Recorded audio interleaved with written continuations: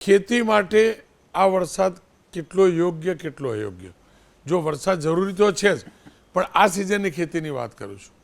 આ સિઝનમાં ખેતીમાં ઊભા કૃષિ પાક હશે તેમાં કેટલાક પાકો તો ડૂબમાં ગયા છે અને કેટલાકમાં તો હજુ વાવેતર પણ થવામાં નહીં હોય. એટલે જે ભાગ ડૂબમાં ગયા છે તેમને પુનઃ વાવેતર કરવું પડશે. પરંતુ જ્યાં વાવેતર થાય એવું છે અને જ્યાં વરાપ નીકળે છે તે ભાગોમાં આ 20મી જુલાઈ પછીનું પુષ્ય નક્ષત્રનું પાણી સારું ગણાય. એટલે આ નક્ષત્રમાં પાકનો ઉગાવો સારો થાય. પરંતુ ઓગસ્ટની શરૂઆતમાં વરસાદ થવાનો છે આશ્લેષા નક્ષત્રમાં. તે નક્ષત્રમાં વરસાદનું પાણી સારું ગણાતું નથી. એટલે ખાસ કરીને લીલામાં આંતરખેડ કે કૃષિ કાર્યો કરવા સારા નહીં, નહીંતર પાક પીળો પડી જાય. એટલે વરાપ થયે કૃષિ કાર્યો કરવા સારા રહે. અંબાલાલભાઈ, આપનો ખૂબ ખૂબ આભાર. અંબાલાલ કાકા, નમસ્કાર, આપનું સ્વાગત છે. જો આજે રાજ્યના ઘણા એવા જિલ્લાઓમાં વરસાદ વરસ્યો,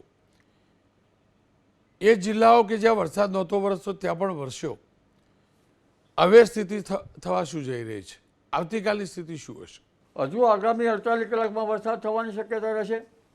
રાજકોટના ભાગોમાં કેટલાક ભાગોમાં ભારે વરસાદ થવાની શક્યતા રહેશે અને કચ્છના કેટલાક ભાગોમાં પણ ભારેથી અતિભારે વરસાદ થવાની શક્યતા રહેશે.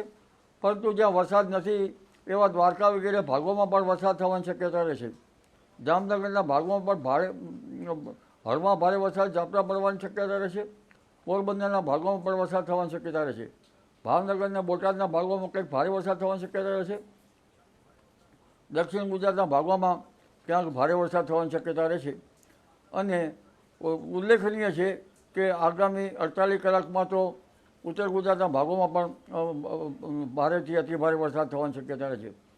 લગભગ દક્ષિણ પૂર્વ રાજસ્થાનના ભાગોમાં એક લો પ્રેશર બનેલ છે, જેના કારણે ઉત્તર ગુજરાતના ભાગોમાં ભારેથી અતિભારે વરસાદ થવાની શક્યતા રહેશે.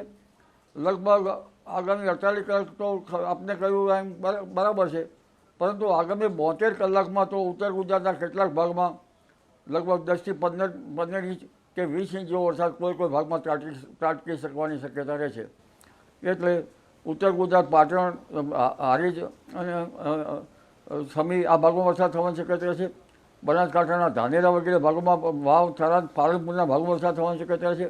બનાસકાંઠાના કેટલાક ભાગમાં ભારેથી ભારે વરસાદ તો ક્યાંક અતિભારે વરસાદ થવાની શક્યતા રહેશે. સાબરકાંઠાના ભાગોમાં ભારેથી અતિભારે વરસાદ થવાની શક્યતા રહેશે. અરવલ્લીના ભાગોમાં પણ ભારેથી અતિભારે વરસાદ થવાની શક્યતા રહેશે. આ ઉપરાંત પંચમહાલના ભાગોમાં પણ ક્યાંક ભારે વરસાદ થવાની શક્યતા રહેશે. મહીસાગરના ભાગોમાં પણ ભારે વરસાદ થવાની શક્યતા રહેશે. વડોદરાના ભાગોમાં પણ કેટલાક ભાગમાં ભારે વરસાદ થવાની શક્યતા રહેશે.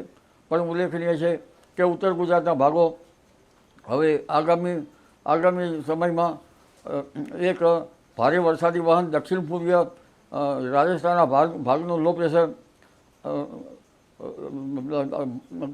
લગભગ આફતનો વરસાદ વરસાવી શકે તેવું પણ બની શકે. એટલે ઉત્તર ગુજરાતના ભાગોમાં ભારે વરસાદથી નદીઓમાં પૂરની સ્થિતિ રહે અને ખેતરોમાં જળ ભરાવાની સ્થિતિ રહે, તળાવો ભરી જવાની શક્યતા રહે.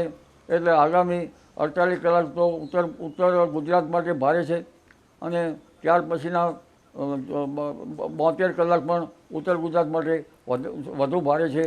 જી જનકભાઈ. અંબાલાલભાઈ, જો અમદાવાદ 3 દિવસ પહેલાં એમ કહેતા હતા ક્યારે વરસાદ પડશે, ક્યારે વરસાદ પડશે, પણ વરસાદ પડ્યો એટલે જબરજસ્ત પડ્યો. હવે અમદાવાદને આ રાઉન્ડ પૂરતી વરસાદમાંથી મુક્તિ છે કે નહીં? ના, હળવા ભારે ઝાપટા પડવાની શક્યતા રહેશે. હજુ પણ અમદાવાદમાં અને ગાંધીનગરમાં પણ 25 તારીખ સુધીમાં હજુ પણ ઝાપટા પડવાની શક્યતા રહેશે અને ક્યારેક વધુ વરસાદી ઝાપટા પણ પડી શકવાની શક્યતા રહેશે.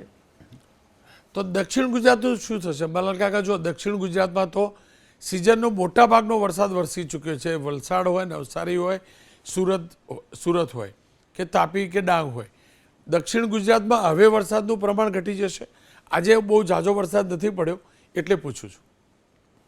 દક્ષિણ ગુજરાતના ભાગોમાં કેટલાક ભાગમાં ભારે વરસાદ પડવાની શક્યતા રહેશે, પરંતુ ધીરે ધીરે વરસાદનું પ્રમાણ ઘટશે. પરંતુ તારીખ એક બીજી બંગાળ ઉપસાગરમાં એક સિસ્ટમ બની રહી છે, જેના લીધે આ માસના અંતમાં અને ઓગસ્ટની શરૂઆતમાં પુનઃ દક્ષિણ ગુજરાતમાં ભારેથી અતિભારે વરસાદની શક્યતા રહે અને આ અરસામાં ગુજરાતના ભાગોમાં પણ વરસાદ થવાની શક્યતા રહે.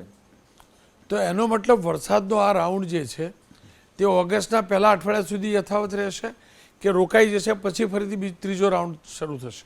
ના, વચમાં 25-26 તારીખ સુધીમાં ઘણા ભાગમાં વરસાદ થવાની શક્યતા રહેશે. થોડોક વરસાદ રોકાઈ જશે અને ફરી આ માસના અંતમાં લગભગ 28-29 જુલાઈથી ઓગસ્ટની શરૂઆત સુધીમાં પુનઃ ગુજરાતના ભાગોમાં વરસાદ થવાની શક્યતા રહેશે. પણ ખાસ કરીને જે પશ્ચિમ ઘાટમાં છે તેમાં વધારે વરસાદ થવાની શક્યતા રહેશે, એટલે દક્ષિણ ગુજરાતના ભાગોમાં પુનઃ ભારે વરસાદ થઈ શકે અને ગુજરાતના ભાગોમાં પણ વરસાદ થવાની શક્યતા રહેશે. ખેતી માટે આ વરસાદ કેટલો યોગ્ય, કેટલો અયોગ્ય? જો વરસાદ જરૂરી તો છે જ, પણ આ સિઝનની ખેતીની વાત કરું છું.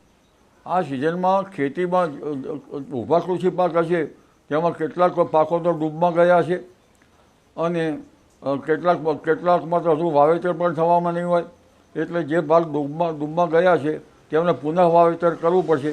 પરંતુ જ્યાં વાવેતર થાય એવું છે અને જ્યાં વરાપ નીકળે છે તે ભાગોમાં આ 20મી જુલાઈ પછીનું પુષ્ય નક્ષત્રનું પાણી સારું ગણાય, એટલે આ નક્ષત્રમાં પાકનો ઉગાવો સારો થાય.